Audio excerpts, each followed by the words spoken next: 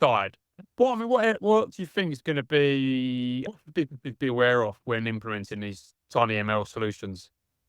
That there is a hardware component to Yeah. this. You have to make sure the devices are resistant to attacks, especially if they have any sort of internet access or something like that. You don't want to invite attackers into people's homes like that. And you have to be careful with things like how it opens ports and things like that, and the permissions it has with your router, things like that.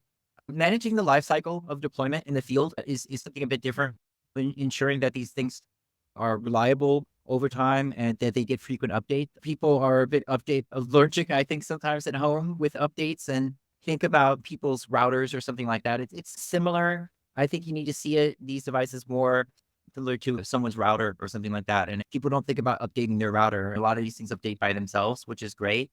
But how do you update the models, especially if it's flashed on there, things like that? For example, I have my own vacuum cleaner, like robot vacuum cleaner, and I have to update that myself manually with my own stuff because it's part of an open source community. And I don't do that as much as I should, honestly. And I have to look out for that for updates, security issues. You don't want people hacking your robot vacuum cleaner, right? That's silly. But to be quite fair, though, at the same time, these kind of devices, if people can gain access to them, they contain interesting data, such as my home vacuum cleaner has a lot of information about my home and how many square meters it is, the map of my home, things like that. And although you take it for granted, you have to think of like little things like this. And that's a very good example of that. And where you have to really think about security risks and staying up to date with both the model and the software.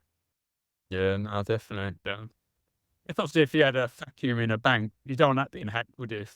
Exactly. Exactly. You have to think about these things, and that's something that's quite important because, yeah, there's going to be use cases where you wouldn't even think about a robot vacuum cleaner falling into this category, but it's another one of those devices. And my vacuum cleaner runs something very similar to a Raspberry Pi, more or less. A lot of vacuum cleaners do, and you can hack it yourself and you can root it, and then you can install your own software. It's called Valtudo.